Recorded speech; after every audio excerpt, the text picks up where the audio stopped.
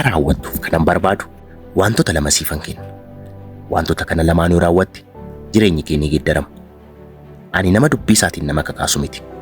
Garuu yeroo baay'ee wantoota nama kakaasan immoo dubbadhu baay'ee gaarii ta'a. Sababiin isaas immoo waa'ee wanta dubbadhu waan beekuufidha. Gaaf tokko tokko ilaaluu ni dandeessa. Namni tokko eessaa fi akkamitti akka dhufe iyyuu beekuu hin dandeessu.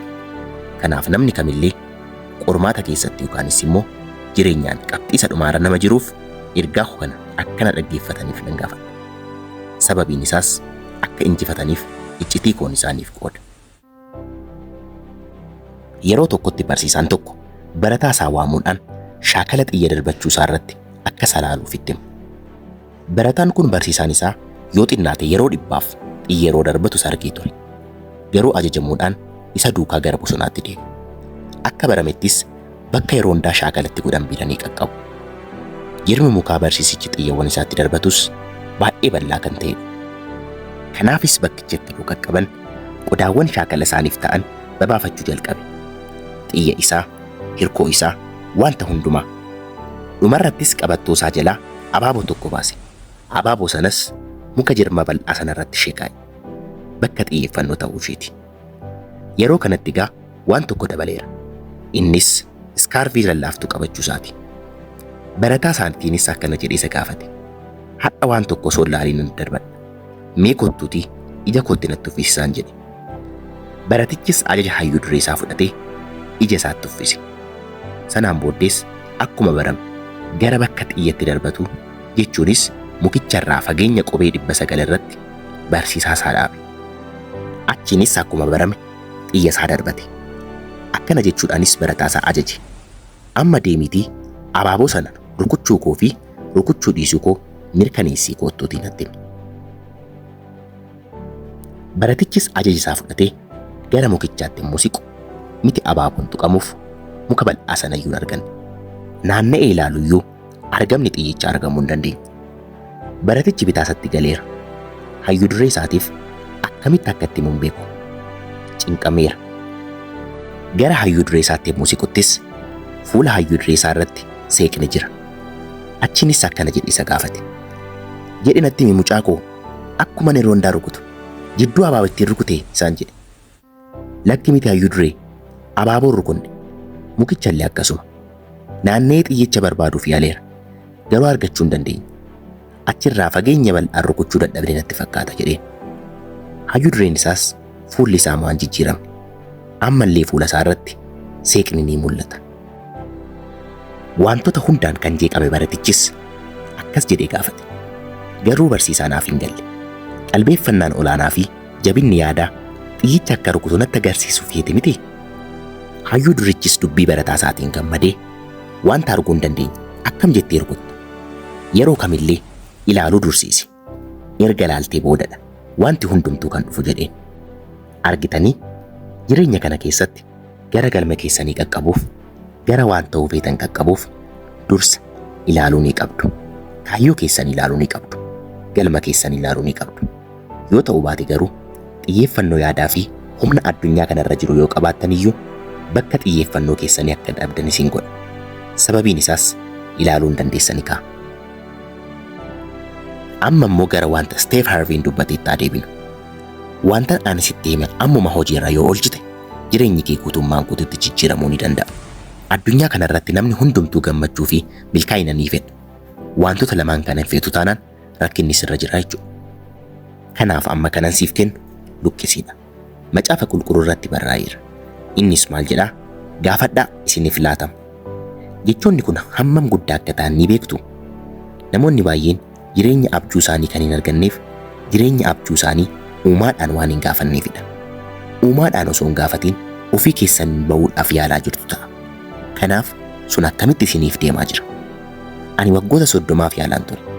Uumaadhaan waan tokko osoo hin gaafatiin ofii kootiin nan danda'a jedheen ture.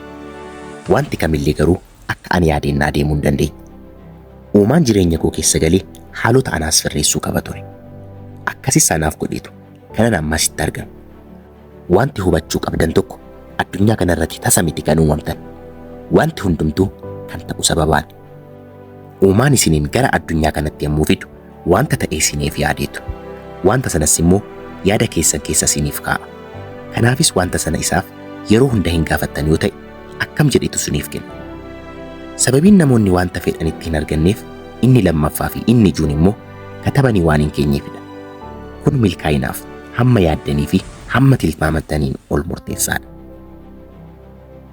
Maalan isiniin jedha? Kun qajeelfama milkaa'inaati. Namoonni dureessi kana akka gaariitti ni beeku. Galma isaa osoo hin kaawwatiin nama dureessa ta'e al tokkollee argee hin beeku.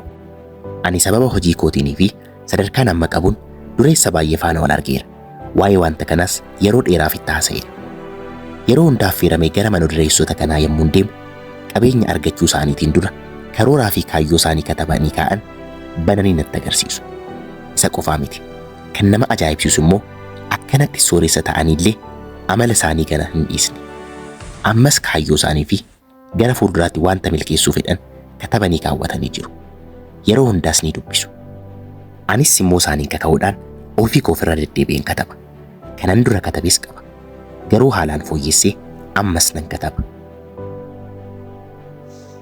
Sababiin kana irra deddeebi'ee isinitti himaa jiruuf wanta feetan hundumaa katabdanii kaawwachuu wanta qabdaniifidha.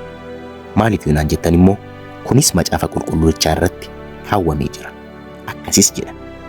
Yommus Waaqayyo anaaf deebisee mul'ata argite kana akka namni rakkina malee dubbisuu danda'utti mul'isii gabatee irratti caafi. Mul'anni kun yeroo itti raawwatamuun isaaf ta'u in eega. Waa'ee guyyaa booddee hin dubbata. Garuu soba miti.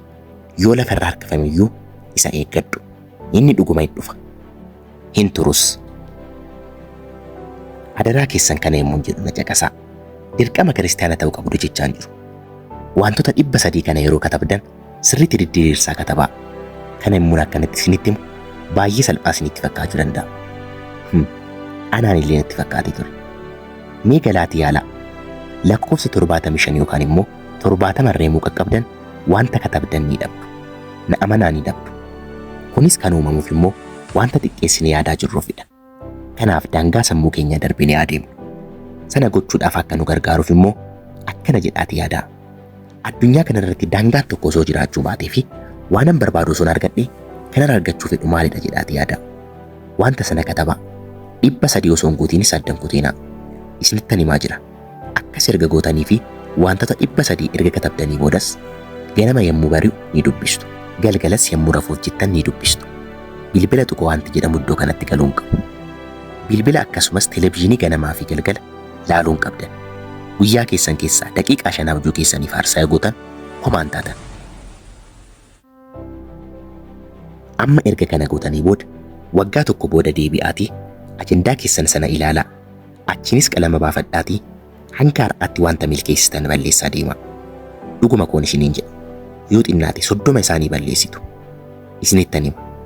Kana yommuu gootan amantiidhaan gootu yoo ta'e wanta katabdan ganamaa fi galgala yommuu dubbistan uumaan isiniif wantoota hangafa ta'an baay'ee akka isiniif raawwatu amantiin yoo fudhattan na amanaa dhuma waggichaa irratti hamma yaaddaniin ol milkeessitanii ofii keessan ni argattu. Kana akkamitti akkam beekuu danda'u ni beektu?